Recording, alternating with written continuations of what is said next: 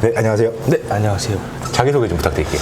저는 북양트로를 탔었고 그 다음에 참치 성망선을 마지막으로 타고 내린 김정원이라고 합니다. 여기로 모신 이유는 다름이 아니고 이제 고모가 가게를 오픈을 하는데 인천 주안점이고요. 팔도 실비집입니다. 그래서 뭐 제가 홍보 겸 여기로 모셨는데 네. 여기 되게 괜찮아요. 많이 놀러 오세요. 네.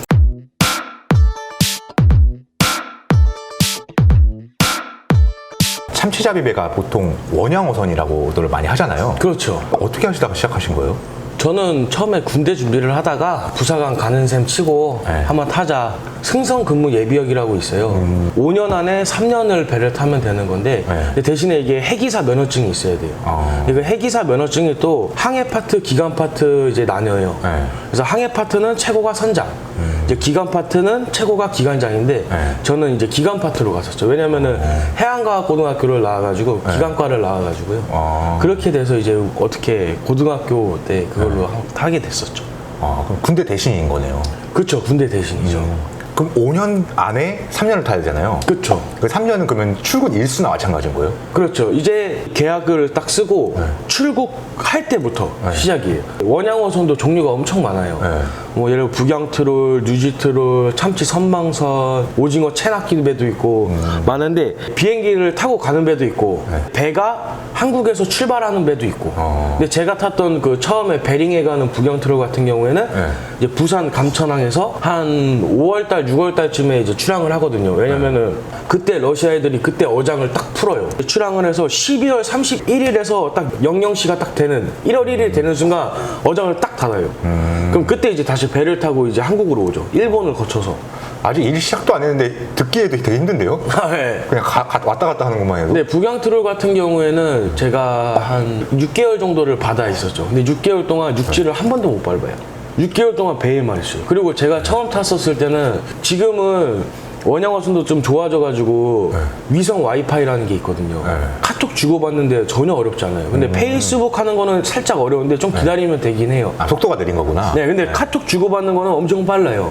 할 수 있는데 제가 처음 탔을 때는 그게 좀 잘 안 돼 있어가지고 위성 전화라는 걸 썼는데 그게 1분에 1,000원이에요. 엄청 비싸네요. 네, 근데 저는 이제 첫 배고 또 한정적이잖아요. 배라는 공간이. 부모님 목소리도 듣고 싶고 친구들 목소리도 듣고 싶고 한데 이제 부담이 되잖아요. 이게 그 전화카드로 사서 쓰는 거거든요. 전화카드비만 거의 한 평균 50만 원. 애인 있는 친구들 같은 경우에는 이제 뭐 100만 원도 넘고 200만 원, 300만 원 이렇게 넘어가죠. 할 수 있는 게 거기서는 이제 전화나 뭐 연락하고 이런 거밖에 낙이 없으니까. 그죠. 전화나 메일. 그럼 이제 바다에 딱 나가면 네. 하루 일과는 어떻게 돼요? 그러니까 일반인들은 이제 원양어선 하면 참치배로 많이 알고 있으니까 참치배로 이제 제가 설명을 드릴게요. 평균적으로 새벽 5시에 시작을 해요. 이거는 그리고 또 신조선 기준입니다. 지평선에서 해가 쭉 보여요. 이제 딱 뜰 때 참치가 퍽퍽 튄단 말이에요. 물 수면 위로? 네, 이제 선장님은 그때 이제 코파라는 곳으로 올라가 있어요. 원피스 보시는 분들은 조로가 쉬고 있는 데 있잖아요. 이거 위층 꼭대기. 거기에 올라가서 만안경으로 딱 보고 있단 말이에요. 딱 보고 있다가 이제 참치가 입감을 딱 찬다. 점프를 딱딱딱 한다. 그럼 딱 그거 보고 코스 딱 맞춰가지고 이제 올 스탠바이 딱 걸어요. 그러면은 거기 있던 모든 사람이 한 명도 빠짐없이 자기 딱 자리가 있어요. 그 포지션에 딱 대기를 하고 있어야 돼요. 한 명이라도 없으면 일이 안 된다고 보면 돼요. 그러니까 이건 시간 싸움이거든요. 그러면 참치배가 하나가 있는 게 아니고 참치가 만약에 이쪽에 있어요. 저희 배가 이쪽에 있잖아요.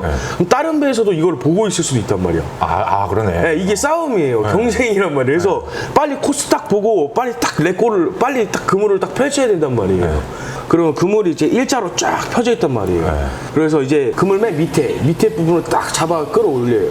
퍼스윈치라고 하는데 엄청 커요. 딱 잡아 올리면은 이제 갇혀 있겠죠. 그럼 고기들이. 그러면은 저희도 좋은 거죠.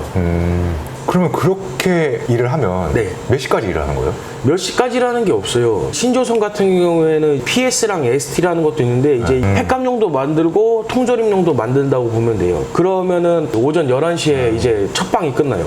그럼 점심시간이잖아요. 저 같은 경우에는 이제 스키프라는 배를 몰아가지고 이제 스키프 안에서 이제 조리장이라고 하죠. 그러니까 원피스로 치자면은 상디. 이런 게 더 얘기하기 편하니까 이야기. 상디가 와서 저한테 밥을 줘요. 그럼 거기서 그냥 대충 밥그릇에 그냥 비빔밥처럼 돼 있어요. 나물 있고 뭐 이렇게 했는데 그것도 맛있어요 되게. 그래서 그거 막 먹고 그럼 또 이제 거기서 또 이제 스키프 스탠바이하고 또 고기 딱 봐가지고 스키프 렛고 하면은 또 시작. 그러면은 한 오후 5시 정도 돼요. 근데 거기서 이제 선장님 기준으로 할당량을 못 채웠어 오늘. 해떨투라고 그러는데 해떨투가 해 떨어질 때 투망. 이제 그거 하면 이제 죽는 거예요.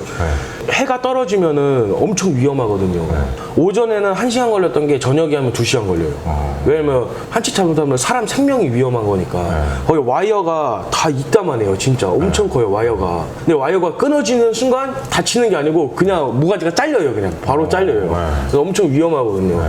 그래가지고 엄청 천천히 하면은 오후 5시에 투망하면 한 오후 10시? 11시에 끝날 때도 있고. 그러면은 이제 끝났잖아요. 그럼 대충 저녁을 또 먹어요. 그럼 이제 하역이라는 걸 해야 돼요. 엄청 이게 손이 많이 가요. 어창에 넣었다가 빼서 또 다른 어창에 넣었다가 빼서 또 다른 어창에 넣어야지 끝나요. 이렇게 말을 하면은 쉬워 보이지만 사람이 하나하나씩 다 일일이 옮긴다고 생각하면은 거의 하루 평균 제가 했던 게 한 900마리? 또 무겁잖아요, 엄청. 그죠. 평균 사이즈가 옐로우핀이라고 하거든요. 황다랑어. 황다랑어인데 5-60kg. 큰 거는 진짜 한 150kg 되는 것도 있고. 우리가 지금 이 긴 시간 동안 하루 일과 얘기한 거잖아요. 그렇죠. 그럼 이거를 진짜 작업을 하면 엄청 빡센데, 소위 그러니까 신조선을 탄다 그러면 하루 평균 한 3시간? 2시간 잔다고 생각하시면 돼요. 2-3시간. 어떻게 해요, 그렇게? 근데 대신에 또 쪽잠을 자죠. 틈틈이. 네, 쪽잠을 자는데 뭐 그거 포함해봤자 뭐 1시간 조금 넘나? 네. 그럼 이렇게 하루 일과 매일매일 하면 진짜 배에서 내리고 싶다 해도 못 내리잖아요. 이미 배는 나왔고. 내릴 수도 있어요. 내릴 수 있어요? 저 같은 경우는 이제 기관장님한테 말씀을 드리죠. 뭐라고요? 제가 힘들어서 못 하겠습니다. 내리고 싶습니다. 집에 보내주십시오. 이제 기관장님이 이제 선장님이랑 상의한 후에 얘를 보내든가 아니면 잡던가 이렇게 하는데, 그렇게 되면은 제가 왔다 갔다 한 항공비를 다 물어야 돼요. 그리고 저희 같은 경우에는 월급 개념이 있긴 한데 이게 다 가불금이라고 하거든요. 그래서 한 달에 한 230만 원씩이 들어오는데 1년이 딱 계약이 종료되고 한국 갔을 때 정산을 보거든요. 저희는 그 정산금에서 그동안 받아왔던 그 230만 원 월급이라는 거를 다 까요. 그러니까 생계비 가불이라 그러거든요. 월급 개념이에요. 그냥 어떻게 보면은 제일 돈이 많이 되는 게 이제 인센티브. 근데 그 인센티브를 직책마다 또 인센티브 퍼센테이지가 다 달라요. 중간에 집을 갖다 최하를 주는 거예요. 사실상 가고 싶어도 참게 되겠네요. 그렇죠. 왜냐면은 항공비가 비싸요. 제일 궁금한 게 사람들이 막 원양어선 타고 나가면 이제 막 억대 연봉을 받는다. 억대 연봉. 막 그런 말들이 있는데 실질적으로는 어느 정도 버신 거예요?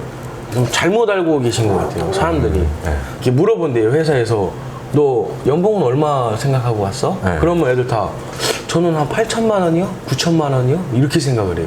근데 절대 그렇게 생각하시면 안 돼요. 왜냐면은 뭐 원양어선 종류마다 다르겠지만 참치 산망선으로 예를 들자면은 엄청 기복이 심해요. 이게 1년으로 따지면은 못 잡은 배랑 잘 잡은 배랑 이 연봉 차이가 2-3배는 나요, 진짜. 그러니까 이게 뭐라 말씀해 드릴 수가 없어요. 평균이라는 게 없어요. 어획량이 너무 크게 좌우하니까. 그렇죠. 첫 배를 타가지고 1년을 탔는데 3천만 원 번 사람도 있고 2천만 원 번 사람도 있고 그래요. 그럼 어느 정도? 저 같은 경우에는 참치 선망선을 탔을 때는 다 억대는 넘었어요. 그럼 그건 약간 운도 많이 좌우하는 거네요. 많이 잡아야 되니까. 그죠. 어떤 선장님을 만나느냐에 따라 다르죠. 하긴 뭐 선장님이 그 참치를 잘 발견해내야 되니까. 그렇죠. 그래서 저희 같은 경우에는 이제 회사랑 계약을 하는 게 아니고 선장님이랑 계약을 해요. 대통령이에요, 대통령. 진짜 대통령 말 그대로. 그럼 진짜 선장이 만약에 성격이 그지 같으면 진짜 힘들겠네요. 좋은 사람보다는 성격이 있으신 분들이 더 많으니까. 그러니까 선장님들이 스트레스를 되게 많이 받으세요. 만약에 고기를 못 잡으면은 그냥 물방이라고 하거든요. 물방. 이제 그물 안에 고기가 하나도 없고 물만 있을 때는 물방이에요. 이게 고기를 한 마리도 못 잡았어. 그러면은 이제 선장님 같은 경우는 안 주무시는 분들도 있고 계속 레이더만 봐요. 계속 레이더만 보면서 계속 고기 찾으시고 안 자고. 만약 그렇게 되다 그 다음날 막 400톤, 500톤 잡아. 그럼 그때 이제 성격이 딱 달라지는 거예요. 야, 이 새끼야, 이러면서, 내가, 바로 어깨 힘 딱 들어가죠. 그때 보면, 새끼 역시 똑같구나. 근데 좋으신 분들은 되게 많아요.